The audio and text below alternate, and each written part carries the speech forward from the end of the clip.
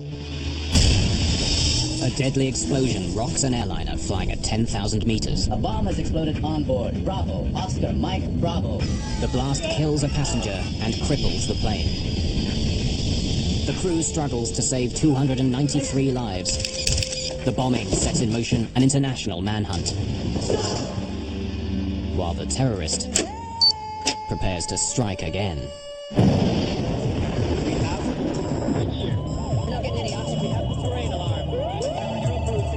We are in an emergency.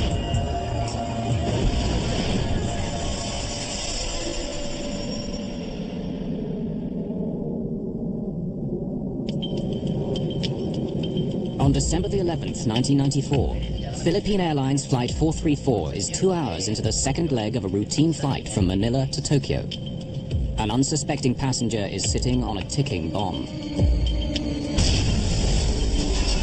The explosion on board cripples the flight control system. Unless the pilot can regain control, the jumbo jet may crash into the Pacific Ocean. This is Philippine Airlines 434. A bomb has exploded on board. Bravo, Oscar, Mike, Bravo. The bombing is a frightening new development by a terrorist on the cutting edge of science. The way that the timing device was hidden inside the Casio watch just made the whole thing very concealable and very worrisome. But this is more than the hunt for a terrorist bomber. This is a story of how investigators make a shocking discovery. The explosion on PAL 434 is only a test for an attack on American carriers, an attack that would dwarf every other terrorist atrocity at the time.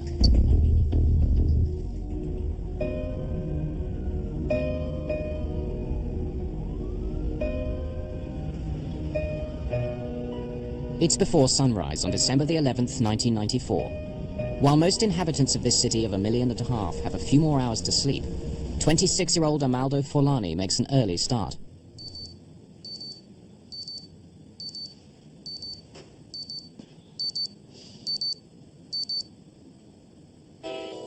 Forlani is not his real name. It's the alias he's chosen for today's mission. He's actually from Pakistan, not Italy.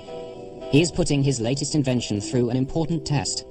Everything must go like clockwork. In his line of work, there's no room for error. He is a highly skilled terrorist bomb builder.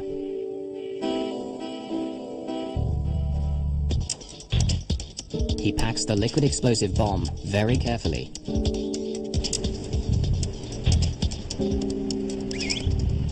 From his apartment downtown, it takes less than 30 minutes to get to the airport.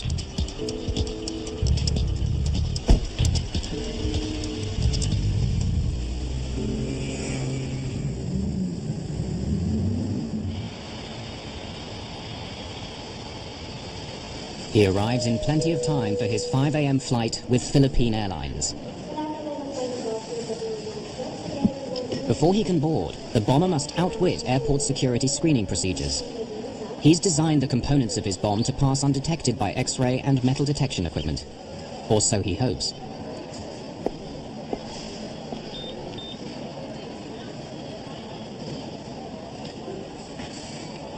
He bought the ticket as Amaldo Forlani. He's a skilled forger, and he has made himself a fake Italian passport with that identity. If his cover is blown, his career as a globe-trotting terrorist is over.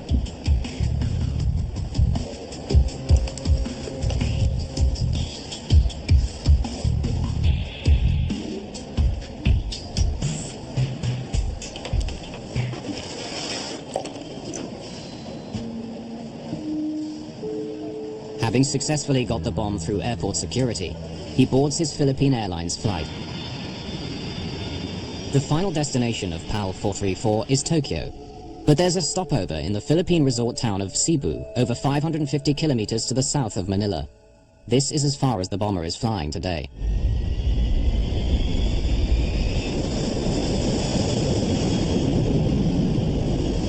That's 10,000 feet, and weather's still looking clear. Thanks, Dex. I'm engaging autopilot.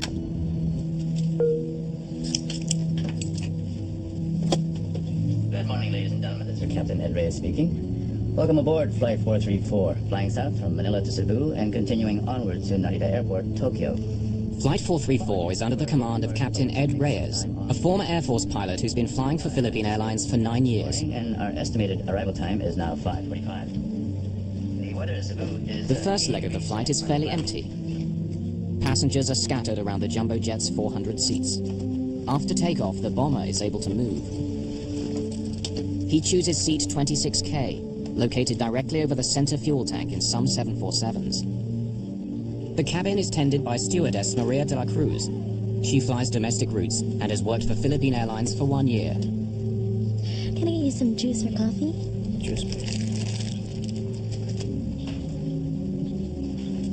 Now the bomber must find a vacant lavatory to assemble the explosive device. Arming the bomb only takes minutes, but requires total concentration.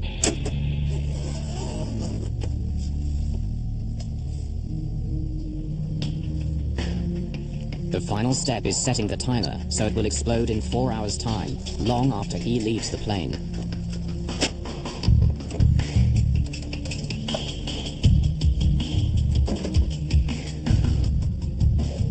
He hides the bomb in the life jacket pocket underneath his seat. He then changes seats.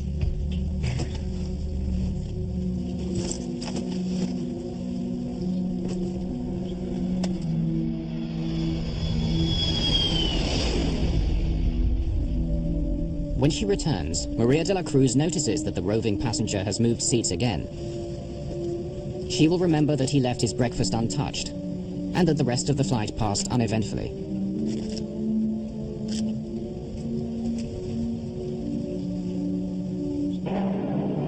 As Philippine Airlines Flight 434 begins its final approach into Cebu, more passengers are getting ready to board the aircraft that will take them onwards to Tokyo.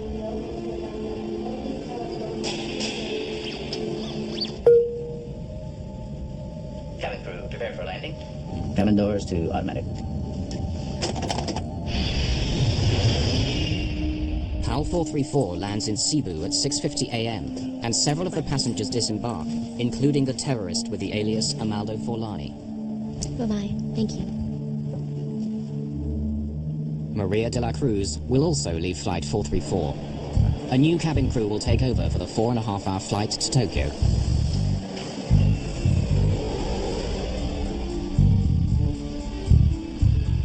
"256 new passengers board the 747 that arrived from Manila. Many of the passengers in this cabin are Japanese. Among them is 24-year-old engineer Haruki Ikegami. He's looking forward to getting home to Tokyo after his first trip overseas. Airport congestion delays the departure by 38 minutes, but the timer on the bomb under seat 26K continues to tick. 8:30 a.m., December the 11th, 1994. All passengers for Philippine Airlines Flight 434 are now on board for the leg to Tokyo. None of them is aware that 2 hours earlier, a terrorist planted a time bomb under one of their seats. Steward Fernando Bayot is assisting passengers in the forward cabin on this 4.5-hour flight. At 8:38, PAL 434 is cleared for takeoff. On the flight deck, Captain Ed Reyes is assisted by First Officer Jaime Herrera and Systems Engineer Dexter Comendador. Reyes and Comendador are both former Air Force pilots.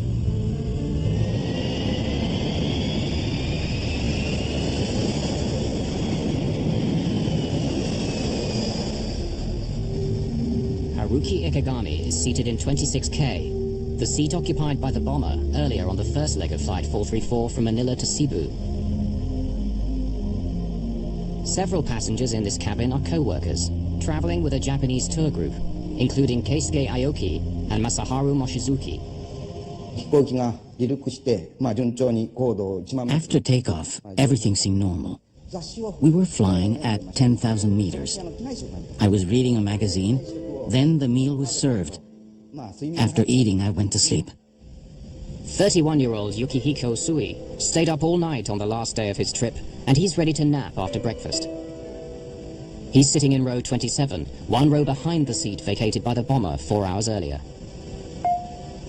Ladies and gentlemen, this is your captain speaking.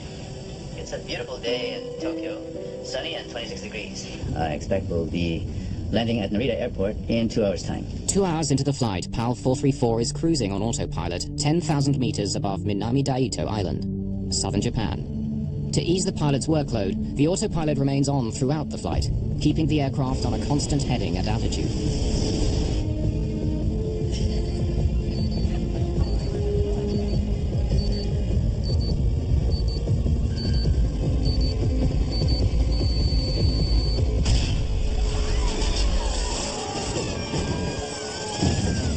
God forgive me.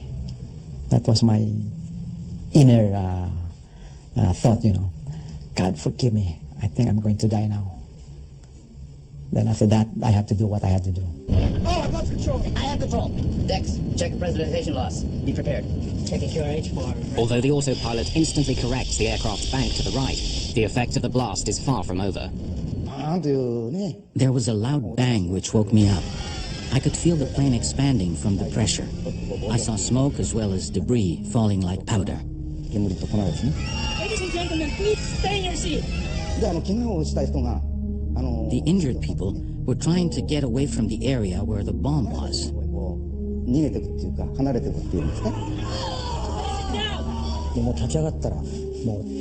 I stood up and saw that a lot of people were bleeding. I thought my life was over. Stay in your seat, please. The cabin crew's first priority is to stop passengers leaving their seats. Yukihiko Usui is sitting in the row directly behind the explosion. Both his legs are badly wounded. Steward Fernando Bayot moves him away from the blast site.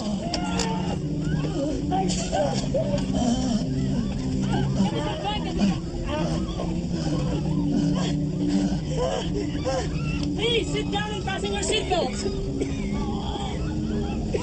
Bayot now turns his attention to Haruki Ikegami. He has been swallowed by the smoking hole where C-26K used to be. I saw this man, only his head and his arms were peering out of the hole, so I tried to pull him out. After the struggle to lift him out, Bayot realizes that part of the lower half of Ikegami's body is missing. Within a couple of minutes, he dies. The cabin crew do not want Ikegami's death to panic passengers, so they pretend to minister to him. Bayot then reports to the captain. Oh, Captain. Okay? Keep the passengers calm. Make sure they stay in their seats. There's been an explosion in row 26. One dead and several injured, and the cabin's full of smoke. There's a hole in the floor. Go inspect the damage, Dex. Yes, sir. Reyes' first concern is that the blast could make a hole in the aircraft's skin. This would lead to sudden depressurization in the cabin and necessitate an emergency descent. There was a huge gaping hole beside her, and if a small tear in the skin of the aircraft was, if there were a hole there, it most probably would open up and then pull us out of the aircraft. When I saw that there was no damage to the outer skin, I went up and reported to the captain. Well, we assumed that the pressurization system would hold. Immediately after the explosion, the co-pilot's steering wheel slams to the right, and the aircraft banks in the same direction. The autopilot immediately corrects the deviation, but soon Reyes discovers that the autopilot steering system is another victim of the blast. Then I said, okay, I'm going to try to turn the airplane using the autopilot, but there was no reaction, whether I tried it to make it go down or up, or left and right turns, no reaction. I said, now we have a problem. This is not Reyes' only problem. In the cabin, one of the injured passengers needs urgent medical attention. Tokyo is still 2.5 hours away, and Reyes decides to try and land at Naha Airport on the island of Okinawa, located 74 kilometers to the west. He orders the co-pilot to make a Mayday call. Yes, sir. Naha, PAL 434, heavy declaring emergency. Explosion on board. We have casualties. Requesting emergency landing at Naha. We will need full emergency services on landing.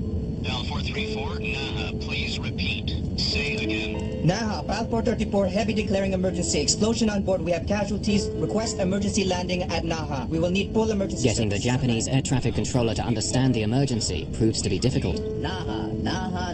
This is Philippine Airlines 434, flight level 330. A bomb has exploded on board. Bravo, Oscar, Mike, Bravo. Bomb explosion. Request emergency landing at Naha. And there was silence. Then the controller came in, another controller, an American. Okay, Philippine 434, I'm taking over. The American air traffic controller is from an American base on Okinawa. Turn left, heading. No, I shot back. We cannot turn at this moment yet. We will tell you when we are starting to turn towards Naha. We have problems with our flight controls. Ladies and gentlemen, this is your captain speaking. We'll be making an early landing at Naha Airport in Okinawa. We'll be landing as soon as possible, so please remain in your seat with your seatbelt fastened. But landing at Naha is easier said than done. The autopilot is not responding to any of Reyes' commands, and PAL 434 is heading straight past Okinawa. Reyes must find a way to steer if he is to have any chance of landing safely. But disengaging the autopilot might result in losing what minimal control he still has over the aircraft. Okay. Let's keep the seatbelt sign on. When we disengage the autopilot, we might lose control, so be ready. Since the autopilot won't react to any inputs that I make, I was scared if I disengage the autopilot, the aircraft might make a sudden bang to the right that we might not be able to control. At the count of 3, I'll disengage. 1, 2, 3. 1, 2, 3. Nothing happened. And then there was, we were relieved. I can't turn using the controls. Looks like the explosion jammed the aileron. Next. What does the QRH say about jammed ailerons? The QRH, or Quick Reference Handbook, is the pilot's Bible that lists procedures that must be followed in emergency situations. Jammed flight controls. Use maximum force possible, including both pilots if required. Okay. Let's force it. Reyes tries brute force to activate the ailerons, the panels on each wing which turn the aircraft. Since the explosion, he can only fly straight. Not getting anything from the ailerons. Can't get off this heading. Okay. Re-engage the autopilot while I work out our options. It's taking much longer to land than was announced. We were told it would only be 20 minutes, but it was really 1 hour before we landed. It was very frightening. Although they survived the bombing, passengers are now getting anxious about landing safely at Naha Airport. Since there was so much time before landing, I started writing a will. I wrote the will to my son, telling him to be strong. As PAL 434 looks like missing Naha Airport, Reyes comes up with another plan. We gotta turn. We'll have to use differential power. Disengage auto throttle. Pull back 3 and 4. Captain Reyes increases thrust to the engines on the left-hand side of the plane and reduces power to the engines on the right. Very slowly, the aircraft starts to circle right. He then lowers his speed to make a smaller radius turn. With guidance from air traffic control, Reyes hopes that the maneuver will eventually line up with the runway at Naha. So while we were descending on low speed, I tried to test the flight controls, and there are some little reactions. The elevator is beginning to respond.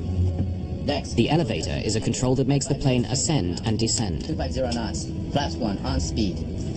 In order to land safely, Reyes will need at least minimal control over the elevator and rudder. As PAL 434 nears Naha, he continues to reduce his airspeed. Flaps 10. Flaps 10, sir. Speed 225. Okay, she's turning. Sir, if we reduce our weight, we will be able to reduce our approach and landing speeds to just we dump fuel. Sige, magaling. Reyes orders the systems engineer to dump 36 tons of fuel. 5 minutes, 20,000 pounds. Less fuel means less strain on landing gear and brakes at touchdown. Check.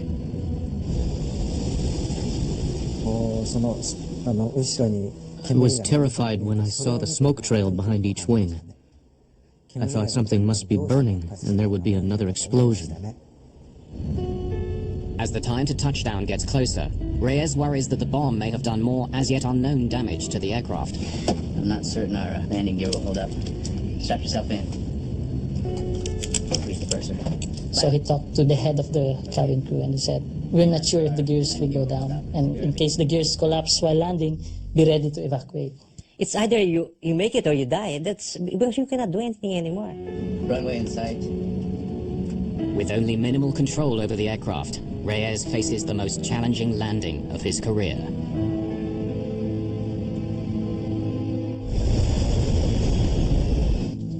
"10,000 meters above the Pacific Ocean on a flight from the Philippines to Tokyo, a terrorist bomb cripples the flight controls of a jumbo jet. As PAL 434 starts its final approach, the 292 people on board are pinning their hopes of survival on the skill of Captain Ed Reyes. I know everybody was scared. We are all scared. I know that. Gear down. The gears were supposed to come down a few seconds, but that was the longest second. Because we were waiting for the greens to come on. Take a long time. It took a long time. It was a long few seconds until when it lacked. 3 green, sir. Okay. I'm disconnecting the autopilot and landing manually, okay? Dex, monitor my descent rate, call altitude and speed. Flaps 30. Okay, 500 feet on course.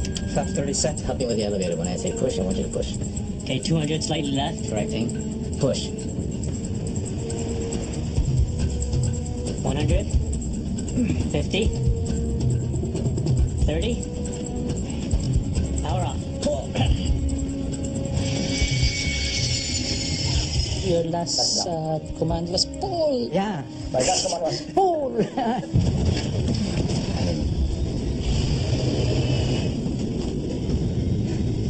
I made sure that the throttles were closed because he might give a go around and I would make sure that we would stay on the ground.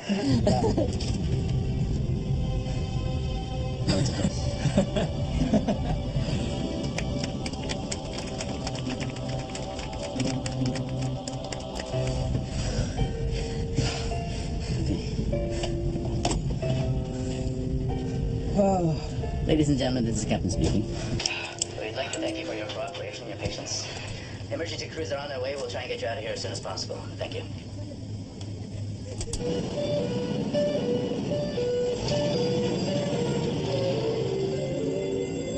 The Philippine Airlines 747 is now a crime scene under Japanese jurisdiction. As investigators from the Okinawa Police Department set out to solve the mystery of what happened, they turn their attention first to the dead man in seat 26K. The forensic pathologist recovered 94 fragments embedded in Ikegami's buttocks by the explosion. He suffered severe internal injuries and massive loss of blood. But tragic as it was, the effects of the explosion could have been much worse.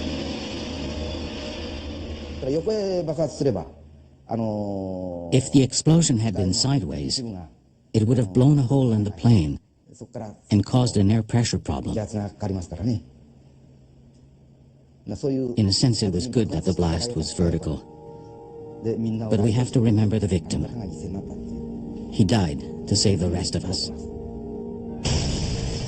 Ikegami's body bore the brunt of the upward blast, but the explosion severed the steel cables in the ceiling that control the rudder and elevator.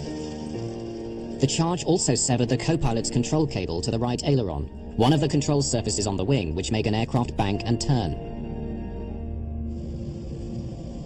The downward force blew a hole in the floor and could have ignited the vapors in the center fuel tank, creating a catastrophic explosion.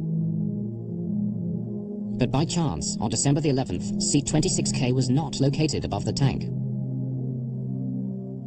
Fortunately for us, we took a different version, the SAS version of the 747 that day, and that specific seat for that version was 2 seats forward of the center tank. The Okinawa forensic investigators immediately start work collecting evidence from the bomb site. They begin with the largest fragments of debris and then systematically work down until the smallest particles are retrieved by vacuum cleaner. Japanese investigators cannot identify the bomb's detonator. But by separating out bits of metal, plastic, and electrical wire that do not belong to the plane, components of the bomb are pieced together. One forensic investigator is able to identify the bomb's timer. By reconstituting dozens of burnt fragments, he discovers it's a modified digital wristwatch. Investigators also discover that one of the bomb's 9-volt batteries is only sold in the Philippines. It's another clue that suggests that the bomber could be based there. Philippine National Police Deputy Chief Sonny Raisin is on the case. In the later part of 1994, we already started to receive information, intelligence reports, that there were Middle Eastern personalities that were here already in the Philippines. On the night of January the 6th, 1995, almost 4 weeks after the bombing of PAL 434, the Philippine police get a lucky break. In his Manila apartment, the PAL 434 bomber has enlisted the help of an accomplice to mass-produce his new undetectable bomb.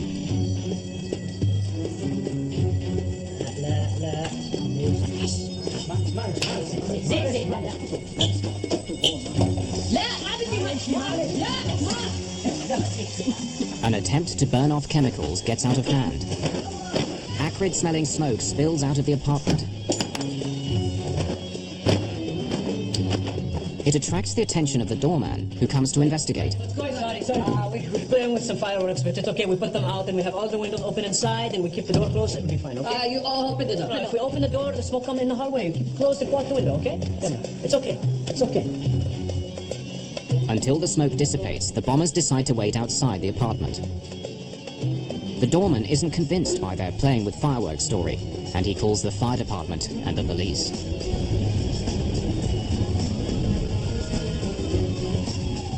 By the time the firemen come, the smoke is gone, and they leave after a quick check. The bomber now realizes he's left a very sensitive item in the apartment, and he persuades his friend to retrieve his laptop. He was too clever a guy to come back and expose himself, because all along he knew that that would be too risky for him to go back and be caught. The bomber's fear of getting caught is justified. Once Police Inspector Ada Fariscal learns that they're from Pakistan, she insists on seeing their room for herself. The police in Manila are on high alert due to a planned visit by the Pope in a few days.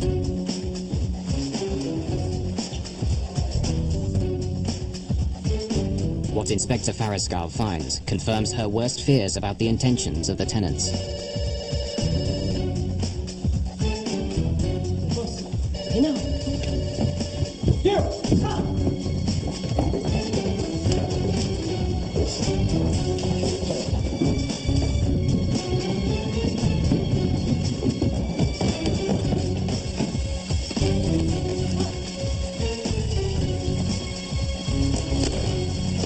The shot distracts the apprentice and he trips over a fallen palm tree.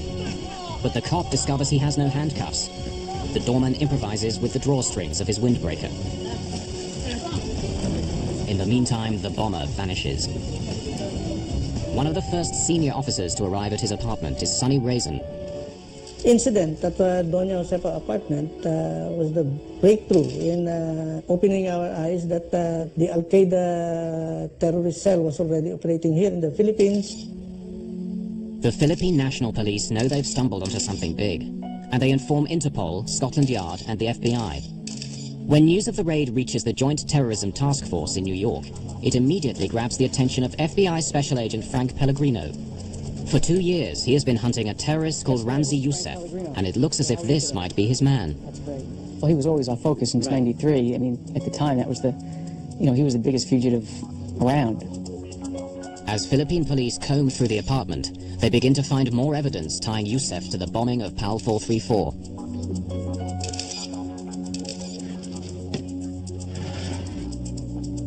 There was a similarity between the watches that were found in the apartment and the type of watch that was used in Okinawa. Putting together that watch, that was the watch that was on the bomb on that flight 434, and identifying those pieces eventually as a Casio watch. It was amazing. Youssef is a skilled forger. Investigators find several identification cards bearing various names, and photos in each of which he looks quite different. One ID card is of particular interest. So, almost there's a dig to it. The ID card used the First World Trade Center bombing date as the date that the card was issued. So we knew right away it was Joseph that had been in the apartment. They knew chemicals. The chemical dictionary was a very well-used item, underlined, highlighted, well-read, notations throughout the book, something that he used quite often. And I don't remember the exact number. I think there might have been 100 latent prints found on that belonged to him. They knew electronics. The way that the timing device was hidden inside the Casio watch just made the whole thing very concealable and very worrisome. The identification of the bomber of PAL 434 and the discovery of his bomb factory is very disturbing news for those responsible for airline passenger safety. Ramzi Youssef is an international terrorist who knows how to get his bombs past airport security. Bombs that are small, but if strategically located, can blow up a jumbo jet and kill not just one, but hundreds of people. And the bomber of PAL 434 is still on the loose.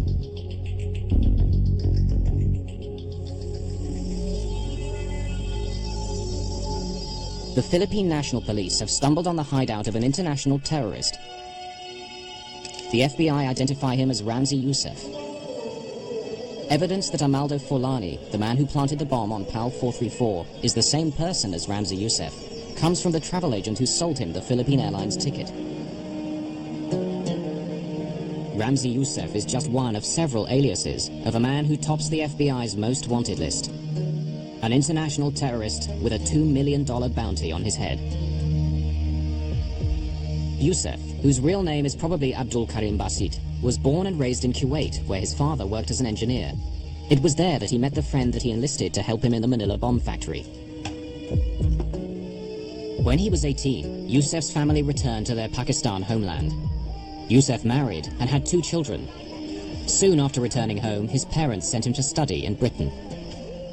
He was taking classes both in engineering and in using the computer, so he definitely had some talent.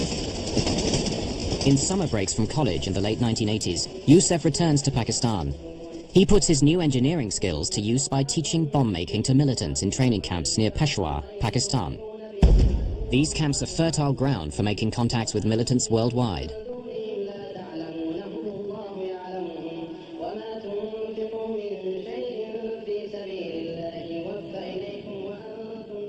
In September 1992, Youssef flies from Pakistan to New York to prepare for a major terrorist attack. On arrival at JFK, he presents a fake Iraqi passport and asks for political asylum from Saddam Hussein. The ploy works, and he's allowed to enter the country.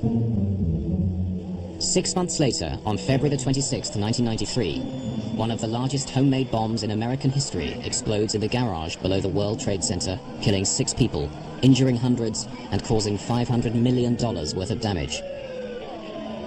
That night, Youssef is on a plane back to his home in Pakistan. He was an action figure. He wanted to keep doing things. He wasn't happy with the one success he had. 18 months after the World Trade Center attack, Youssef flies to Manila to fine-tune the bomb that he plants on PAL 434. According to Sunny Raisin, the Philippine capital suits him. Ramzi Youssef loved to enjoy life. He is a ladies' man. He associated himself with a lot of girlfriends, and he liked to party. He also drank a lot, see, and he enjoyed the life. Terrorists, they are your normal day-to-day people, the guy next door. After the bombing of PAL 434, Youssef arranges for his childhood friend Abdul Hakim Murad to assist him in Manila. But on January the 6th, 1995, 2 weeks after his arrival, Murad is arrested and sent to the Philippine police headquarters for interrogation. It took 67 days to extract the details of how Youssef planted the bomb. My impressions of him was that he was strong-willed, he was determined. Initially, he did not break down in questioning. And it was only when the FBI team that came in and provided us with additional information or pieces of the puzzle that we did not have, that he started to talk. Tiny chemical traces of the explosive were found on PAL 434, and Murad eventually admits that Youssef uses liquid nitroglycerin that he stabilized and concealed in a bottle of contact lens solution.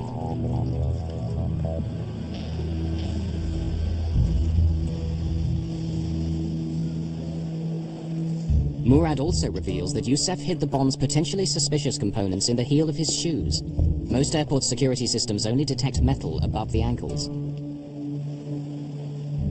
I bet you he was cool as could be.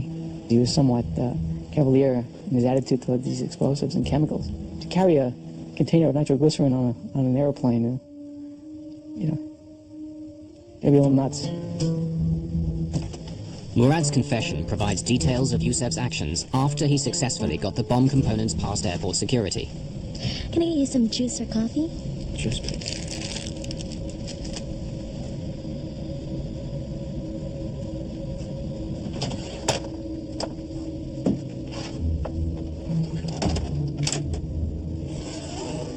Youssef designed the device so the innocent-looking components can be quickly transformed into a lethal bomb. Youssef has modified a digital wristwatch as the bomb's timer. This is wired to a detonator inside the bottle of nitroglycerin. Two 9-volt batteries provide an additional electric charge to the exposed filament of a light bulb that will spark the explosion.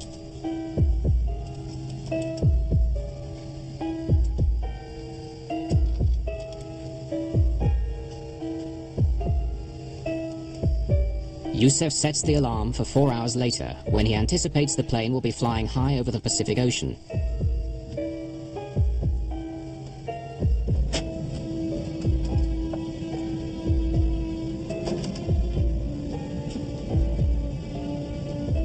Youssef plants the bomb in a life vest pouch under his seat, a place ground crews are unlikely to inspect during the stopover in Cebu.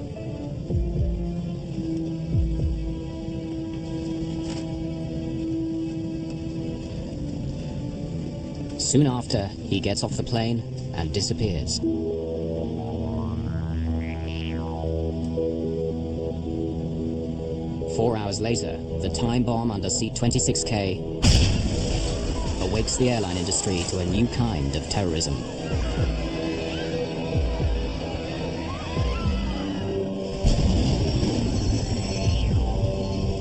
Murad's confession confirms Pellegrino's suspicions.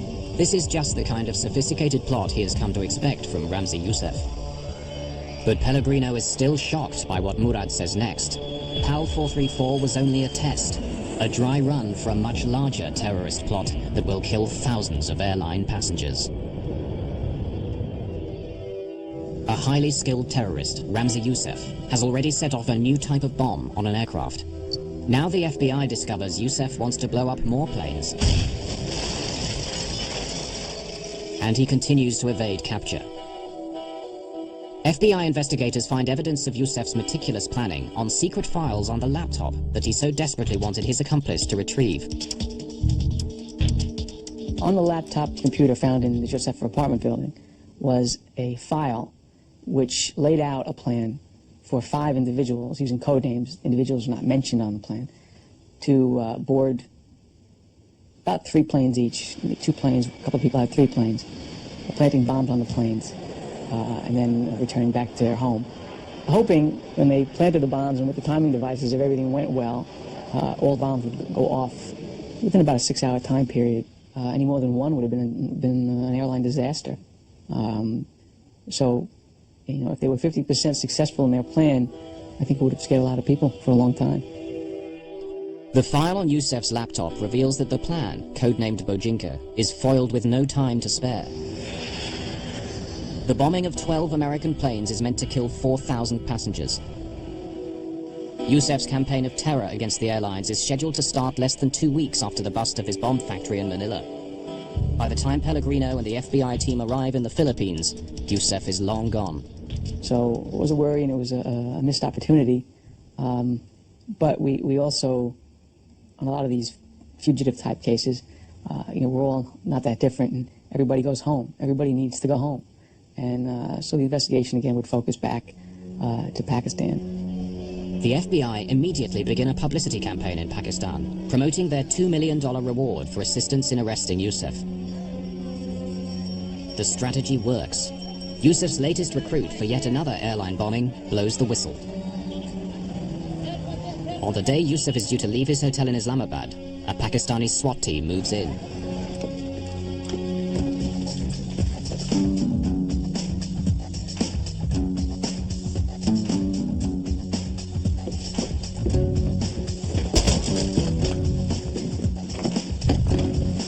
In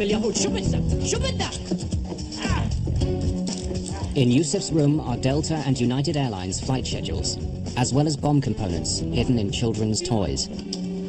What? You're the warrant? The informer receives the $2 million bounty for the tip-off which prevents yet another airline attack. He was shocked. Did not think he would be caught. He had a certain confidence about him, and I didn't think he thought we'd ever catch up to him. Within hours of his capture, Yusuf is extradited from Pakistan and put on a waiting US government plane. With the cooperation of the Japanese and Philippine governments, the FBI arranged for Yusuf to stand trial in New York City for the PAL 434 bombing, as well as the earlier 1993 attack on the World Trade Center. In a convoy of federal and local patrol cars, Ramzi Ahmed Yusuf was brought into New York City late Wednesday night, ending a worldwide manhunt. He was arrested Tuesday in Pakistan by Pakistani authorities and brought back by the FBI on a U.S. plane, then into custody with heavy security on the street in case of any terrorist attacks prompted by his arrest.